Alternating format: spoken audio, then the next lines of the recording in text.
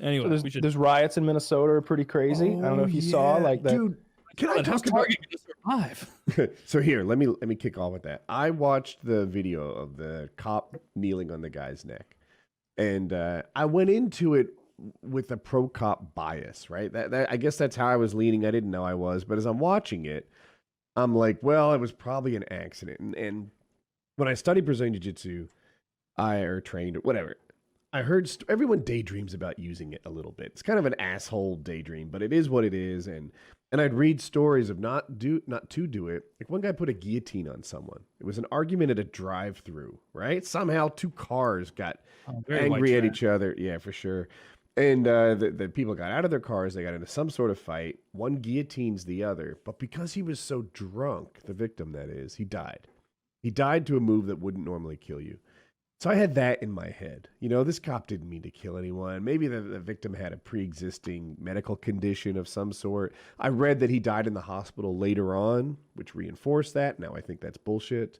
And then I watched the video. Oh, you haven't watched the video? Okay. Yeah. So the video starts with the cop putting his neck on, is this the carotid artery? Yeah. So the guy's like on his back in handcuffs. And the cop has his knee on his artery here, cutting off the blood flow to his brain. And the guy's on the ground saying, I can't breathe, please stop. There are a couple onlookers saying, stop doing this. Why don't you just put him in the car? You know, if you need to restrain him, you put him in the back of a police car. That thing's real quick. What did the cops say that he did? Forgery. Now, it's not on camera, but it appears there was some resisting arrest because the cop said, we tried to put him in the back of the car for 10 minutes. That didn't work. So me and my pro cop bias were like, oh, so this guy resisted arrest. That's why they're giving him the business. And, you know, it was like a accident. But you're watching it and he just keeps doing it and keeps doing it. And the choke keeps going and going. And you're like 6 minutes into it. And at one point, the guy passes out, right? The guy's dying because we cut off the blood flow to his brain. And the onlookers with the cameras and stuff are like, he's out. Stop. Now, like I've finished a couple of chokes to where people pass out. I've been on the other side too. If you stop, it turns out okay. If you keep cutting off that blood flow, the guy can die. How long in the video was his knee on the guy's neck? Something like 6 or 7 minutes. Yeah, it seems way too fucking long. The fuck, right? The cop and it's this is just me projecting on him. He seemed to like it. He seemed to be happy that he was alphaing this dude, and the cop wasn't very alpha. I beat this cop in an arm wrestling competition. I'm sure of it. You know, he wasn't like some jacked alpha cop. He was older and thinner and just, but he got the guy in cuffs. He probably allowed himself to be in cuffs, and he's got his knee on his neck, and he seemed to be just posing, choking. And, you know, the only way you can choke a guy with a knee on neck is if the other person lets you. The other person stopped resisting arrest to the extent that the cop killed him.